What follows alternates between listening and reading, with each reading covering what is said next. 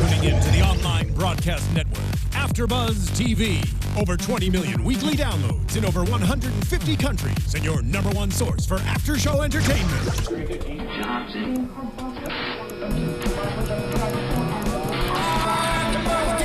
AFTERBUZZ TV, the destination for TV superfans. Producing aftershows for over 300 of your favorite TV shows, interviewing celebrities and showrunners, and bringing you behind-the-scenes exclusives. All thanks to E! Entertainment's Maria Menounos, producer Kevin Undergaro, and internet leader Akamai. Now, let the buzz begin! Hey guys, welcome to The 100, Season 2, Episode 6, Fog of War. We're here at AFTERBUZZ. I'm your host, Tauri J. Miller, and joining us today, Vivian Adobe. Welcome her. Everyone clap your hands. Thank you. So happy to be here with The 100. Awesome. Recapping this episode. Best episode of the season. I'm so excited. So welcome to the show. So good. Thank you. And on our right, Ben Bateman. What's up, guys? How's everybody doing? I just leaned away from the mic. How's everybody doing? All right. So yeah, we had a really exciting episode this time around. Really exciting. Yeah. Definitely right. I think probably the best episode of the season so far. Hands down. Yeah. Yeah, I agree. And the continuation of the final moments from last week, 2 weeks ago, I suppose it was now. Episode into now is like really exciting. Yeah. It's like things are getting kind of, getting pumped up. Right. Yeah. It's great. So let's jump right into it. Okay. I'd like to talk about Mount Weather for a second. Can I, real quick, before we... There will be no interrupting, Ben. I'm just going to play a song. No, I'm just kidding. No, I just wanted to say really quickly before we get going that, this is, the 6th episode of the season now? Yeah. And so our style to this point has been very, analytical and, critical, I think. Critical in our minds in a good way. Right. But I wanted to just point out before we go into this week's critique that we are very, very appreciative of our fans. And we love our fans. Definitely. And we read every single comment and respond to most of them. I want to give a quick shout out to Koff 2009, Super October 71, Maria J, Agnia 85, and finally Jill Bauer for being wonderful fans and keeping us honest. And pretty much we want to just make sure going forward that we express how much we do enjoy this show. Because honestly, guys, we love this show. That's why we're doing it. We chose to do the 100. That's the show that I chose to do, and these guys chose to do. So we are here for a reason, and we want to let you know that we love the show, and we're doing it because we want to, not because we have to. Yeah. So let's get on with it. All right. Well said. So cool. Mount Weather. Let's recap it real quick. So we jump in. And we have Dr. Singh, we have Cage Wallace, and President Wallace, and they're all in the room chatting about the progress that they've made with Maya. Right. She's been healing a lot faster. She seems to be able to metabolize radiation on her own. Right. So basically, Jasper's blood is 8 times more effective than the Grounder blood. Right. Yeah, it's tiger blood. Tiger blood. Yeah. Nice. So this brings an interesting query. So Cage and Dr. Singh want to basically take the 48 and make them, slaves, blood slaves. Cake for blood, as Jasper says. Yes. Which isn't a terrible deal. Are you kidding me? That's twisted and sick. But, it goes with the show. I'm a huge fan of cake, and the cake on that episode, I think there's chocolate and white cake. I went home, and I stopped at Ralph's on the way home, and I bought cake. Why didn't you bring us some? It was a couple weeks ago. I ate all of it. But did you give blood for it? No, they didn't ask me for that at Ralph's. Well, on Mount Weather, the cake is a lie, guys. That's a video game. Anyway, the cake is a lie. Our producer, Alexis, is clapping because she gets it. Yeah, Portal. Absolutely. Duh. But anyways, so instead of taking the 48 and forcing them to give their blood, President Wallace wants to see if they'll volunteer, which I think was a really good parallel to the first season, in which Jaha had to decide whether he wanted to tell the people on the Ark if basically that 300 people had to die in order for everyone else to survive. Sure. So I felt like that was a good parallel. What did you guys think? It was one of my favorite moments of the episode, surprisingly, because it showed that he had a heart. He actually cares somewhat. The president. Yeah, the president. Big That time. he actually is kind of being like a president. He's being diplomatic. He wants to negotiate Yeah. and work it out with the 48 to get volunteers. And that's something that hasn't, been seen so much with Cage and Dr. Singh, who wants to cut everyone up and experiment. Right. Yeah, I definitely think that early on when we met the president, we found ourselves asking that question: Why is he so nice to Clark? I remember we had whole discussions about why does he let her just waltz into his office, and he's so personable. And you realize that maybe he does have a heart. He is from possibly an older generation that's a little more sympathetic. They don't feel like they have to compromise their morals as much, though. Apparently, everyone else compromises their morals because they're all aware of these caged grounders. That was the big thing for me. Was it's wonderful that the president has this like heart, and they're Yeah. obviously setting up his son to be, a little heartless. And Dr. Singh is just right now kind of a cardboard, like villainous doctor. Right. But am I jumping ahead already? No, I mean, I think you bring up a good point in that, like, they mention down the line. So when Maya exposes to Jasper and Monty that they're using grounders, she tells them that everyone in Mount Weather knows that they're being used for their blood, So crazy, so savage. but no one talks about it. Right. So, and that's the thing is, I mean, I feel like as regular people, like people who don't have to make the hard decisions, I mean, is it justified, or at least do you understand the need to just kind of ignore things that you see as an imperative? Like they see this as something that's needed for them to live, so they Survival, ignore right. it.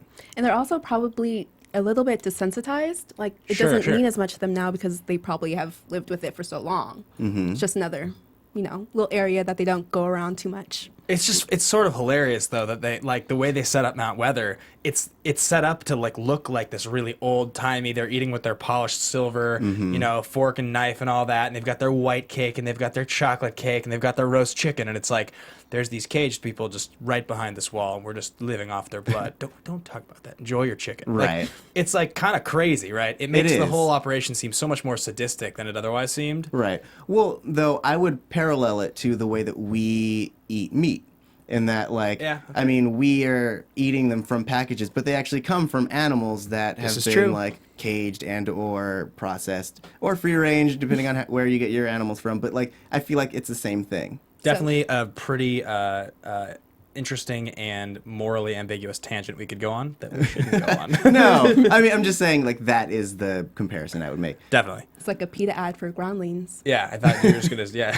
No, I was definitely not going to go on that. Like, guys, we should talk about free range for... No. What did you eat for breakfast? What did you eat for breakfast? So, I mean, but yeah, so that's where it is. And now Jasper and Monty have to make basically they have to make a decision whether they're going to leave or stay or figure out how to get everyone out, because now that they know that they might be next, they got to figure it out. So what do they decide to do? They decide to stay and volunteer and try to get everyone to do so just to buy time. Yeah. What do you think of that plan? I'll let you fill this one first if you want. Okay, well, I think it's very noble of them. But, going back to their kind of the high school dorks kind of, I don't think their peers may have made the same decision. I Yeah. feel like most of them would have fled. So it's really courageous of them to stick around. I don't know if it was the smartest decision because they're banking a lot on Clark and they really don't know how she is. They don't know if she's alive. They're really just kind of going off of hope and kind of nervous for them. But Yeah. seems like it might work out. It's like a rock and a hard place decision for them a little bit. It feels like. Yeah. And yeah, I mean, you wonder like where their heads are at in making that decision. How much time are they going to save by Monty going and doing that? Like they're going to have to get someone else to do it, and then what happens a week later if. Do you know what I mean? Yeah. And it also seems like none of the other kids were willing at all. So they're going to have to bring someone else in and tell them. Well, no, they did tell because they had the conversation at the end. Eventually, yeah. Right. Yeah, interesting. We will see what happens with that. I love that President Wallace just keeps getting better and better. I think like it's really cool, just like we mentioned, that he's a good guy, kind of at heart. Yeah. And like I love at the end when he grabs Cage's neck and he's basically just like, "You're my son, but I'll kill you if I find out that you're behind this." Right. Like it's just cool. Like he's turning into a deeper, more complex, stronger character, and definitely less cardboard. That's something I just feel like about this show. In general, you know, there was an article from Hypable.com, Selena Wilkin wrote that I saw. I sent it over to you guys, and it's like all about Finn's demise as a character. Yeah. And it points out just over and over again how this show, because it's a CW show and it's targeted towards a younger demographic, and in the past, CW shows have been like maybe just like a little bit more like eye candy type of shows. Definitely. Right. They talk about how this show actually is so much more than that, and how the writers, even though it's on the CW, so they are kind of bound a little bit by what they're allowed to do, they keep kind of winking at you. It's like read between the lines, and you start to realize maybe some of these plot developments with these characters, they are a little more intelligent than you thought. And I feel like as this show goes on, we are seeing that, and it's rewarding. A character like President Wallace, it's nice when you first get him, you're like, oh, he's just this. You feel like you know everything right away. Right. And it's like this episode is like, oh, this could really turn out to be a good character. I mean, yeah, they're definitely building like three-dimensional characters. Yeah, it's good writing. I mean, and even characters that like you're kind of gray on at the beginning, you see them start to get fleshed out, and you build an attachment to them. Big time, yeah. Yeah. That's the way. I mean, that's the way to do it, right? You give me a character like the president at the beginning, and you do make him seem sort of this like innocuous, almost boring character, and you keep giving me like little bits and pieces. By the time you do flesh him out with a little bit more, like in this episode, now we feel like we've known him for a while, so Right. he actually makes sense, and We you have a kind of relationship with him. you care, right? You care, as opposed to when you just, I don't know, you take one of the kids who is in Mount Weather that we've seen since the beginning of the season, but we haven't really ever seen, and you give Miller a few lines, and we're supposed to just care about Miller. Right. It's a different kind of approach. So yeah. Anyway. I'm going to use that as a springboard. Speaking of characters going from innocuous to amazing, let's talk about Jaha and Kane in the prison. Yeah. So basically, just to recap it really quickly, we get Jaha and Kane in the prison. Kane is trying to get off his chains, but he is unsuccessful. Then a big group of grounders come in. They start beating up Jaha for no reason. And then they throw down a knife and say, "You and your people, you massacred a bunch of people in one Blood of for our blood. villages. Yeah. Blood for blood." And they have no idea what he's talking about. But Yeah. Doesn't matter. Yeah, no. I mean, and that's just a sidebar real quick. That's something I like in that we saw Finn's actions have a consequence outside of the group that we are normally following. Because it's more realistic. Yeah. So I thought that was a nice element. And so then it comes down to one of them has to kill the other, and then they'll talk peace. And they leave a little girl to bring everyone back once there's a winner. That little girl's name is Lexa. Yeah. So did you guys think that either Jaha or Kane would kill the other? I didn't really see a true like celebrity deathmatch thing coming. Yeah. I didn't. That's a reference. It's an old reference, guys. But yeah, you guys. I It didn't goes over my head. really think it's like an old MTV claymation show where celebrities kill each other. That's It was the gist of amazing. Yeah. Yeah. Hilarious. But I didn't ever expect that they would actually like fight to the death with this one knife. Yeah.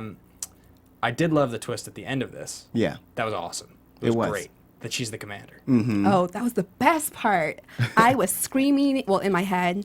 I wrote all over my notes, yes, yes. Yeah. She's such a G. I love it. Yeah. She was the best. I mean, and the show has the show has a rich history of strong female characters, and we Yeah. know that a lot of the leaders in the grounder camps are females. So I was really surprised that this guy was giving the orders, and then when she revealed herself, Made I was total like, sense. yes, that is what I want. Well, and this is another case, and I feel like we should have like a little bell we can ding, because every single episode I find myself, we do the thing where I go, well, this happened, and then I crossed out my note, because it's like they answer the question by the end of the episode, and I had in my notes where I was like, why are they leaving this girl like within walking distance of these guys that have a knife? It seems really obvious that they would, try to hold her hostage or something like that. Mm-hmm. And again, and Jaha tries to hold her hostage, and she just whoops him. And Yeah. you're like, she's awesome. This is what they wanted us to think, and they totally surprised us. So, yeah, awesome move there. Yeah, it was great. And so I mean, I'm glad also, just to round this out, that like Kane was man enough to try to give his own blood for blood. I mean, because and he's always on this slight redemption arc. He goes from being a hard A to being really sad about stuff to being an actual leader. And so I like that in his quest for peace and his quest for redemption, he was man enough to like take the knife to himself. Definitely. He's almost like, well, we all know that Clark is the main protagonist, but it's like he has his own little story about being the protagonist and growing within this episode and this whole season. Yeah. And going into what you said about Kane and deciding who would get the knife, I thought from the jump that Kane would turn the knife on Jaha. I just thought it was going to happen. I was surprised when he looked like he was going to sacrifice himself because I didn't see it coming, but it was also really interesting with Lexa, how she observed what was going on and she knew that Kane was going on that path of being protagonist and being honorable and showing that he actually cared about peace. Yeah, it is funny because the show has trained us now to expect the unexpected a little. So there was a moment where I was just like, oh, Kane is just gonna jam Jaha in the neck, and he's just gonna just like Wells bled out. But I was like, nah, that's a little sadistic. But I was maybe it's gonna happen. There was definitely a moment. So yeah, it's funny to me that those two characters, that Kane and Jaha, it's like they're this battle of altruists. Yeah. It's like they just want it. It's like they both they're obsessed with like sacrificing themselves for the good of the colony. You know what I mean? Almost to like the point to like a comedy of errors where it's like, no, I need to sacrifice my life. So yeah, they're both going, I'm Spartacus. Anyway, well, yeah, and I like that. Or what was I gonna say? Oh, yes. The funny thing about that is that it wasn't always that way. I mean, and it's kind of a weird comparison in that like Jaha has always been self-sacrificial, but he wasn't the one to do it. Whereas Kane was, before he was all about like the good of the people, but he was more selfish, and now he was the one who was willing to take the plunge. So I thought it was a really good way to flip those two characters on their head.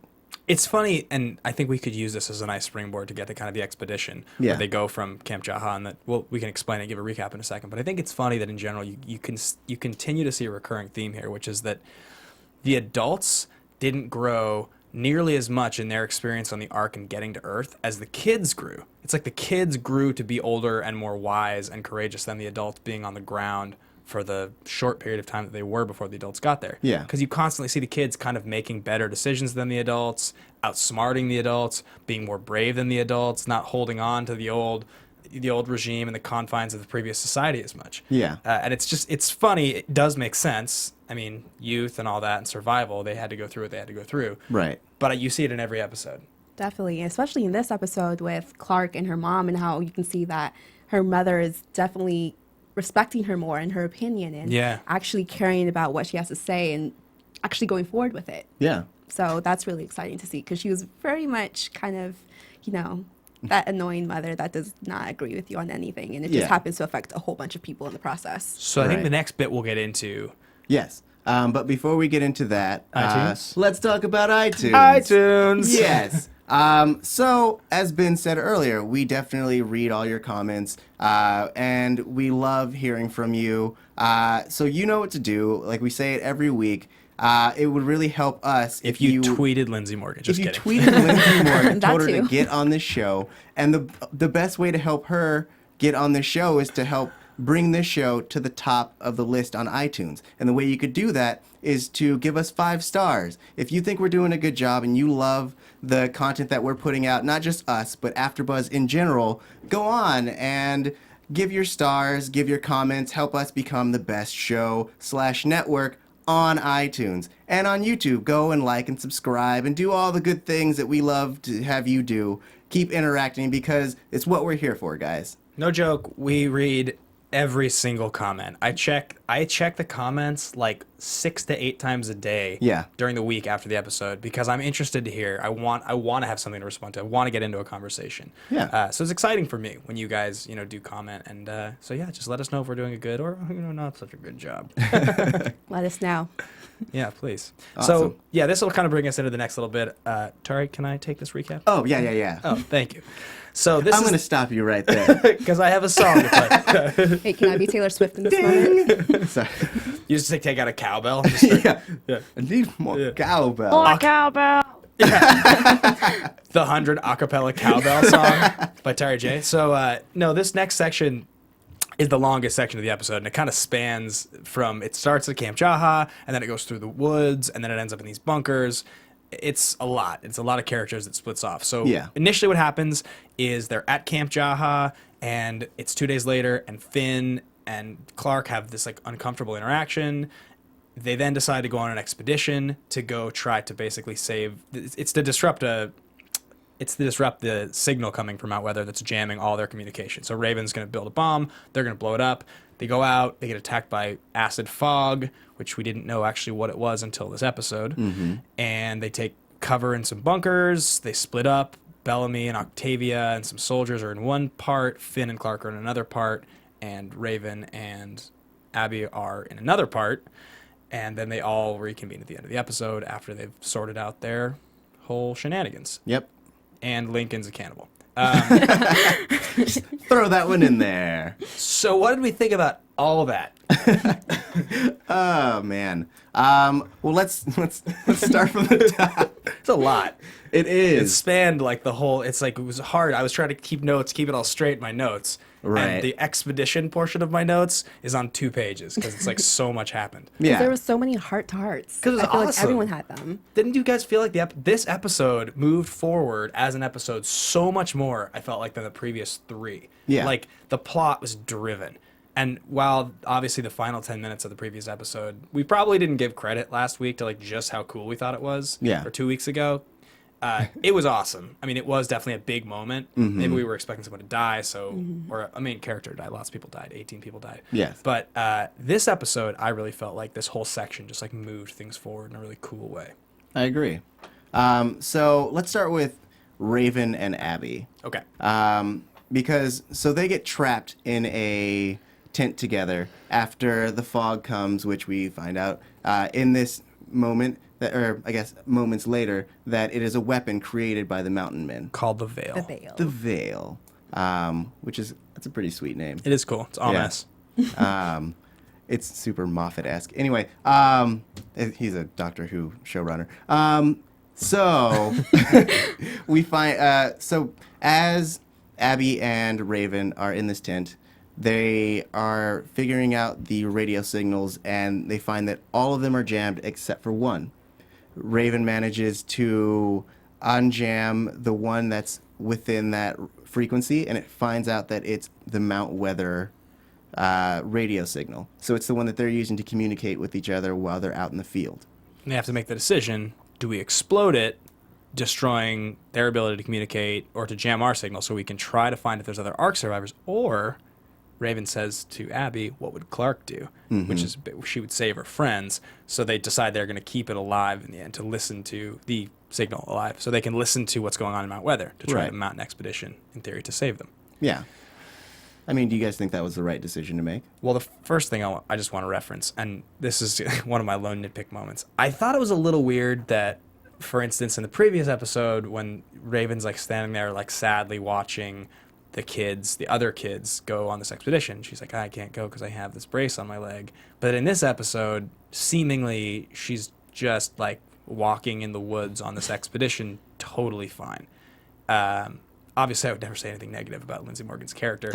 Raven is my favorite character in the show, and I think the most rad character in the show. But that was a little peculiar to me. They didn't until the end when she says "make your own brace." They didn't even make a reference to it. Right.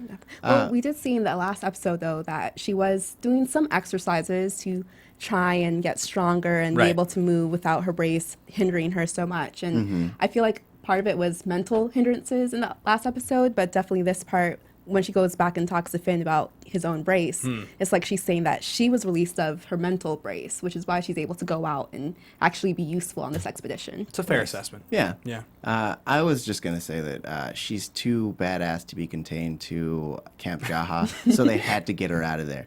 She pushed all of her awesomeness into her leg so that she could walk on it, and then she joined and was the most useful person in the world because she's amazing. She's awesome. We Yep. love Lindsay Morgan. If it wasn't clear, guys, it wasn't clear that we love Lindsay Morgan, guys, by the song that was performed last week on the show, which you can find on YouTube. You should Which you should all listen to. Thank you. You should tweet Lindsay Morgan as much as you can so she knows and understands that she should come and be our guest on this show. We just want to hang out with her and like watch an episode and talk about AfterBuzz stuff with her. Right, Yeah. right. And real quick, woman to woman, Lindsay, I'm talking to you.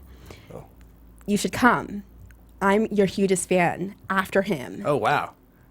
You need to come here and hold it down and explain why your character's so rad. We think we know, but obviously these writers have things up their sleeves that we're unaware about, and we would love for you to come in and give us some insight. You heard it here first, folks. There's two of the biggest fans, at this table.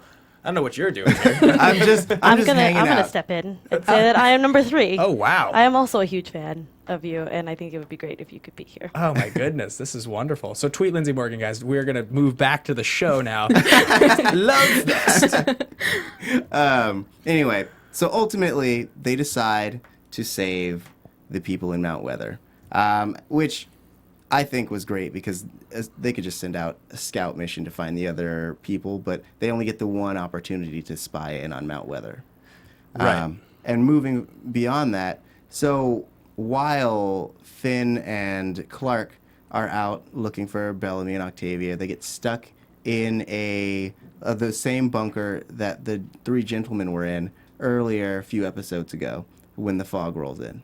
Right. So maybe it's my total lack of direction with like where the woods are and where everything's placed. Uh-huh. I feel like that bunker that they've ended up in several times now. I believe it's the same bunker from the first season that Clark and Finn were in. I think it I was think so, different. too. Oh, it's a different bunker. Okay. Yeah. So I was just gonna say it feels like it's always conveniently located near where they are, but that's totally wrong.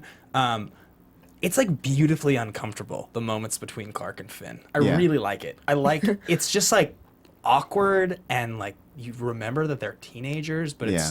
but he's like done this horrible thing and he kind of hates himself and it's just twisted and it's just so complicated. I don't know.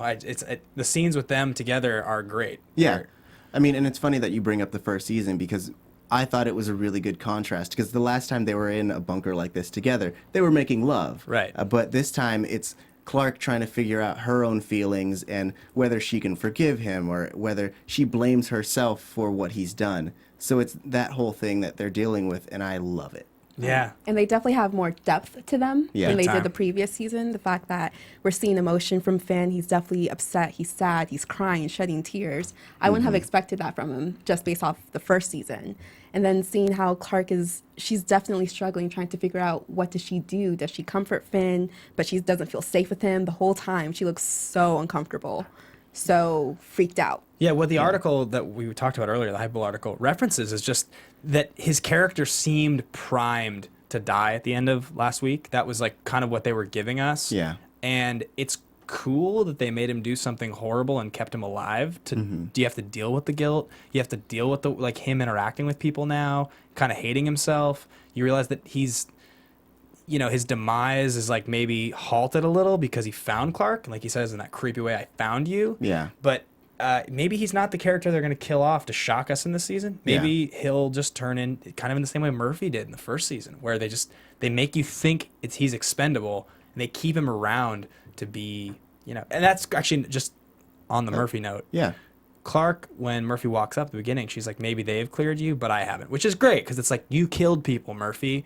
Like, I'm not your friend. Like, we're cool, but like, we're not cool at all. That's great. It's honest. It's real. Yeah. It's real, but it kind of made me a little angry with Clark too because, I mean, they were looking for you. It wasn't like they set off on this path of destruction, like they just wanted to kill everyone. Like they wanted to save their friends, and unfortunately, they thought that would help, and it definitely didn't. Made them look crazy, lost a lot of lives. Yeah. But they kind of meant well. Right. And I think she definitely feels that, especially the moment when Finn gives her the watch, because at that moment, it occurs to her that she was the inciting incident for everything that happened going before that moment. So I think that's something for her to deal with, and I think that that ultimately will help her to forgive him. Definitely. Can I ask you guys a question? Yeah, please. So, in this interaction, Clark says, I feel like I don't know you anymore. However, I feel like Clark has never really known Finn. I mean, do you guys get the same? Because Yes. they met, yeah, Yes. right? I'm so glad someone brought that up. Well, yeah, and I'm sorry everyone who ships them, but like, their whole interaction up until now, and up until the Finn going crazy thing, was, you know, they met kind of on a lark. Finn was in love with her, but he also had a girlfriend. They never really dove in to each other's personality. They got a sense of who each other were, but I mean, Clark was always dealing with being a leader, and he was always just kind of like trying to protect her or protect himself. Right. So do you ever feel like they really knew each other? Do you ever feel like they were really connected? Well, they're also teenagers. I mean, I've definitely remember going around in high school, getting a crush on someone and assuming I knew everything about them until I realized, oh, he might be a jerk or such and such. And also, in times of need, what do? You look for, you know, affection, attention. Right now, we're in cuffing season where people are looking for someone to, you know, you don't know what cuffing season is? Y'all don't know? Okay. Really Someone to quickly. keep them warm during the winter or something? Yes. Yeah. So Okay. that's kind of a safety mechanism for them. You know, they don't have to know that much about each other, but they know that they make each other feel good and they're in a very trying situation. Something Okay. I was thinking about was with the way they interact now. If you guys ever have considered what would happen if like you and your best friends were in like a zombie apocalypse, like The Walking Dead or something like this, or I think something. about it all the time. All the time. Right. We've all thought about what would happen if maybe, you know, fault line happened and there was like half the SoCal fell in the ocean or something and it's rioting and everybody's kind of fending for themselves or whatever. You sort of think about like the people that do grow up and the people that do become leaders and that it's like that natural selection theory. And you see it with Bellamy and you see it with Clark, where they did grow up more than maybe some of the other people they were with, and they took leadership roles and they made sacrifices. And Finn, to some degree, he was this pacifist, like you said, who kind of protected himself, protected Clark, but he didn't really take on like a leadership role. Right. And maybe as Clark and as Bellamy grew into these mature, like I'm going to do what's right for the people role, Finn was kind of preoccupied with being in love with Clark. He wasn't really thinking about the good of the people as much as maybe just his crush or his, you know what I mean? Yeah. It was a less evolved line of thinking. And so now you see that it's like that natural selection thing. It's like maybe the harsh times got to him. They clearly did more Yeah. than they got to some of the stronger characters. Yeah. So that's kind of interesting. That's where he is as a character now. He's a weaker character. He's a damaged character. Yeah. Which makes him a better character, I feel. Yeah, Yeah. definitely. More elements. Yeah. So, moving on from that, Bellamy, Olivia, nope. Octavia. Octavia. I put Bellamy and Octavia together, which is something I shouldn't do. That's not a ship name. We're not going to do that. No. No, sir. Anyways, No incest here. Bellamy, Octavia, and some soldiers end up in some ruins. These ruins are actually a parking garage. Yeah, So I thought that was a really nice, it's cool. yeah, because it gave you a really good post-apocalyptic feel. Everything else has been in forests, but this was like, oh yeah, people actually inhabited this area. In one single moment, we went from the woods and the story we've known to 28 days later. It was awesome. Yeah. They set that whole sequence up in that parking garage is the coolest part of the whole episode to me. Like the creepy Christmas music, the Oh, straight yeah. zombie stuff, like Lincoln eating someone. It was like Yes. The Walking Dead. Oh yeah, it was just great. It was like everything, and just again, you think you're like, well, they're turning Lincoln into this soldier. He's gonna be like the stern soldier who's gonna be like their super soldier, and then not at all. He's just eating someone. It's like he's not even like a killer who's gonna be like snapped out of his trance. It's just awesome that they shine the light on him. He's just like eating the guy. Yeah. and that's So gross. So now even if you save Lincoln, now even if you turn him back to normal, it's still like, I witnessed you eating someone. You Yeah. did that, There's Lincoln. no turning back. Yeah, it's awesome. It's great. I just thought it was gross. so. I thought it was so cool. I don't know. I loved it. I'm just gonna say, and I know that the commenters didn't like this, but if Octavia has to put him down, I called it. Yeah, you did. You gave the prediction. called- Wait, Anyway. I'm so mad you just said put him down and Yes. he was eating like an animal. Yes, well, Yeah. I mean, because he's basically at this point a stray dog or like a rabid dog. I mean, they're going to try to use the power of love and the power of friendship on him, but like the way that this show is written and the way that it goes, keeping in turn with the realness of the characters, there's no way that they can bring him back. I wonder what human flesh is going to do for his jacked six-pack. Moving on. Just kidding. I'm trying to find a way to You're not reference bitter it. at all, Ben. I try to find a way to reference it every episode. You know, I feel like it's my duty at this point. It's like a running joke. But before we move on, I felt so bad for Octavia, though. Just Oh, that yeah. last look before he starts running over and Bellamy comes in and uses that laser thingamajig Yeah. on his neck. Like that look of terror and fear and sadness was just crippling. I felt so bad for her. Yeah. Big time. I mean, that's the love of her life, and he is now, he's basically an animal, a flesh-eating animal who would kill her at the first moment he is available. But so then, Yikes. after he's been, because did they shoot him? I think they shoot him when he first comes at him, or do they just hit him? I thought it looked like they shot him and then they hit him in the back of the head. Well, they got a shot off on him. He kept charging at them, and Right. then later they used the stun baton.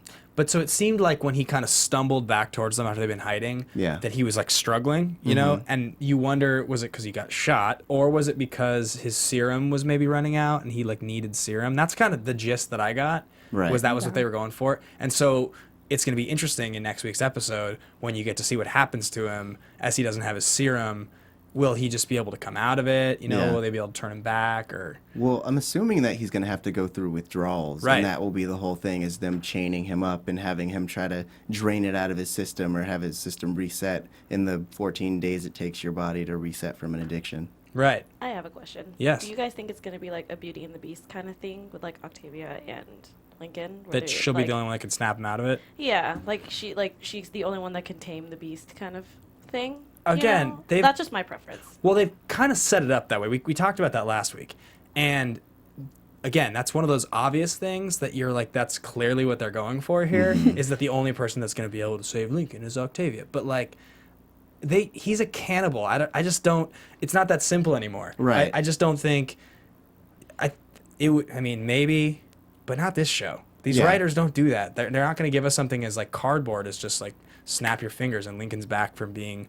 I think there's going to be way more interesting than Yeah, that. because it's like you were saying, like, even if he does come back and he gains his senses, like, he still has to live with what he's done, Right. you know, and she still has to remember what that image of him eating human flesh and being a reaper. Yeah. And so it's like, you got to get past that. And no matter how much you love someone, it's hard to kind of bridge those gaps. Right, she'll have a total Clark and Finn moment with Lincoln if they can bring him back. Yeah. And I feel like if they can bring him back, it won't be by Octavia. It'll be by another character that's able to bring him back to how he was before. I feel like Octavia will be too shocked or overwhelmed or I think something. Bellamy should Right. do it. They might have Right, that something. would be a good one. I think it would be really, really good for him to do that, just to change his character up. Well, Yeah. like probably because he did take a bullet, like he won't be able to do a strong core exercise, so she probably won't like. Every time. It's okay. If she Well, doesn't want him, I'll take him. Human flesh Nice. is pretty fatty. Anyway, and with that, so after they capture Lincoln, everyone gets back together, and the fog is cleared. Abby has told Clark that they're gonna find her friends, and then we get Jaha coming through the bushes, and he gives everyone a warning. He says that the commander says that they have to leave, and they have 2 days to do so. Thoughts? Well, first of all, at the end of the episode, after he says this, they showed some clips from next week's episode, Yes. and it looked like that things are just going to keep going in the super cool direction that they were. I mean, like definitely he says that they're going to attack you. I mean, it's the same thing that happens early on in I think the first season of Lost, I want to say, when you find out that the others are going to attack them, Right. and they're all trying to hoard the crew and get everybody. It makes it way more exciting when you're like bracing for an attack and there's going to be a fight. You wonder. Well, we can get into predictions, Why but don't we get into predictions now? yeah. Well, I was the only one that responded to your question. Did you want to say anything about Jaha and 2 days left to live? Well, when he came out from the woods, I just kept thinking, man, he's been beaten so much this episode. Like they Yeah. keep knocking him around, beating him up, while But Kane sits pretty. But I like that though, because we saw in the whole first season of him just kind of being the upper hand kind of guy. Diplomatic. Yeah, exactly. And now he's kind of like in the gritty, like he's just bleeding like the whole season. Like, it's fantastic. And he went crazy when he was by himself. I liked it. I think it's a good thing for his character to just change, like, his whole demeanor. Though I find it interesting, and maybe this is my one nitpicky thing. Yeah. In that, like, Jaha just showed up. He didn't hurt anyone, and he's getting constantly beat up. Whereas Kane and his men have, like, murdered people. Specifically grounders. They've shot them to death.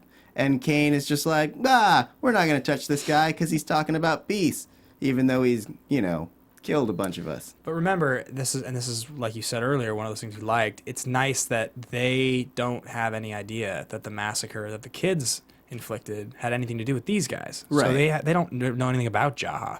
It could be they just think that he's connected to these other people, and those people killed their people, so he deserves to be beaten. My beef, and I've said this before. Oh boy. I have said this before. I've started an avalanche. Well, no, it's just, we've talked before about, like, characters that we dislike or like, and ultimately, whatever, like, that they've shown us time and time again that even the characters that we dislike and the storylines that we think are irrelevant, they become relevant, they become interesting. In Octavia's case, I get that, like, especially seeing with this thing with Lincoln, it's cool. It's good to have her around. It's good to have them around because he's a cannibal and that's rad. But I'm still trying to figure out what the point of Jaha is, because if you think about it, everything that's happened with him since he crashed to Earth, meeting the kid, being taken captive, seeing Kane, you didn't actually need Jaha to do any of those things. You could have had Kane get captured by himself. Yeah. They could have just beaten Kane. Like, they could have just beaten Kane to death and, like, here's a knife. You're going to need to kill yourself. Otherwise, we're going to kill your... And then he tries to or something. And then they beat him up. And then they send him back. And instead of Jaha crashing down, it's Kane crashing down. Yeah. Being we have 2 days left to live. I guess the point is, and they probably will prove me wrong, as they usually do. Yeah. I just sort of feel like, to this point, I don't understand why he's still in the show. I feel like, and this is probably super duper far-fetched, but I feel like it's a way of kind of ushering in divinity to the show. Like, 'cause at a certain point in the episode, he talked about seeing his son and his son telling him that they're meant to, do better things and they're not meant to die where they are. Right. So, and everything that's happened has been super oriented towards getting him where he needs to be. Right. So, like, him landing in that specific spot got him to the guardsman, and the guardsman got him to that prison, which had him meet up with Kane, and then that allowed him his freedom to warn everybody else. So, I mean, and this might, no, I'm not going to say that because it's a spoiler or something else. But, I mean, it could be a way of going, I mean, here is a destiny that we all have. And he's the way of ushering that into the show. Because before now, it's been like, we're going to survive because of our own will. But he could be the means of being like, no, we were meant to survive, and this is what's going to happen. So do you think that... I'm not sure if any or of all of our viewers watch Game of Thrones. It's obviously one of the most popular shows. But you become... Yeah, I'm a huge Game of Thrones fan. Yeah. You become very aware within the first couple seasons that it's Daenerys Targaryen's story. It's about her, ultimately. It doesn't seem like it in the first season as much, but her goal for raising these dragons, freeing the people, even though you're paying attention to the Starks and to the Lannisters and everything, it becomes the backbone of the whole story. It's like her destiny to do what she's supposed to do. Right. Do you think that we might see something that interesting with Jaha, where it becomes his destiny to sort of, he's supposed to lead the people to some ultimate goal? I think so. Yeah, I'm on the same boat. I feel like this is his second chance. Even though he was technically leading the people on the Ark, I feel like this is his second chance to do a better job. That's really interesting. Yeah. He seems like he's a catalyst, more so for the adults than for the teenagers. Right. Especially now he has this, the load on his head that his son is dead. And that's always going to motivate him because he can't get his son back. So he has to make use of what happened. Right. Yeah. Yeah, he sent him. Yeah, so that's interesting. I'll stick to what I said, but I very, very easily could be proven wrong. Why don't we predict some stuff, guys? Heck yeah. Excellent. And now, your AFTERBUZZ TV.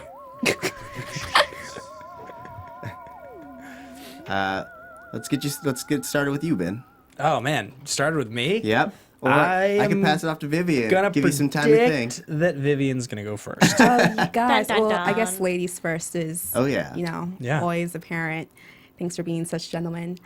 So things that I'm predicting, I definitely want to see what happens with Olivia and Lincoln and Bellamy. I do think that that's going to be something that's major in the next episode with what do they do with Lincoln. I don't know exactly what's going to happen, but I feel like I called her Olivia. Octavia is going to be. Now we're just looking at me. I didn't want to play that. At some point, just throw me lifesaver. Nah, man. Drown. But she's going to be torn and twisted the whole episode trying to figure out what to do with him. And I feel like Bellamy's going to give her more responsibility with what should we do? This is on you. This is your man. How should we treat him? He never really liked him in the first place. He was always a little afraid of him. Yeah. So then him having to kind of step in as the man and take care of it a little bit seems, I don't know. We'll see. It's like, let's torture him until he's okay. Yeah. I hope he just eats Octavia. Whoa. Oh man, Whoa. the commenters are gonna rip you a new No, one. I mean they would never do that. That's like way beyond. But it would just be so like morbid. so twisted. Yeah, I would actually enjoy that. I just don't even know what I would do. I would my head would explode. I would puke for 3 days like Jasper. Yeah, it'd be gross. Oh God! Oh, Don't bring man. that up again. That's hard for me to watch. All right. Sure, I'll do some predicting. I think that the 48 are going to start staging their revolution. And while that's going on, I mean, yes, we know that Camp Jaha is going to be getting ready for their war. But I think that at some point something is going to interfere. Maybe the Mountain Men, as they're starting to venture out because they have the blood, will be more inclined towards dominating all the land and, taming the savages, as it were. Sure. So I think that's a thing that's going to happen. And also, I think that Finn is going to be forgiven, and Murphy is going to become his best friend because they've both experienced Gone this through thing. some tough stuff. Yeah. So they'll have a bromance going on. Bromance. Yeah. That's interesting. As complex as I think the storyline is getting with Finn, and as interesting as a character as he's gonna be, Bellamy and Clark will continue to form Bellark as we go forward, and I think it's gonna tear Finn apart. And I think that he will have some noble moments. I agree with you. Maybe it's not in the next episode. I think Finn does die. I think he will, and I think it'll probably be in a way that, I mean, the obvious way would be as like a sacrificial character where he's like sacrificing himself to save the people, but Right. I almost would just rather he gets just butthurt and he just goes a little crazy and they have to kill him or something. Bellamy has to kill him or something. Like that, I mean, I believe the commenters have referenced that in the book they create a handful of these characters that aren't. Yeah, Finn wasn't originally in the book. Finn and Raven, I think both Yeah. are not. Okay. So they can kind of do whatever they want as far as, And it seems like Finn will die. I believe one of the next episodes is called Remember Me. Might be the next episode or the one after. Oh, yeah?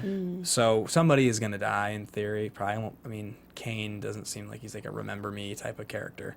Yeah. But, I mean, he could be. But I think Finn's going to die. It'll just be a couple episodes, and I hope it's in an interesting way if it does happen. Yeah. That's a good one. Yeah. All right. Well, I think that wraps us up. Thanks for joining us, guys.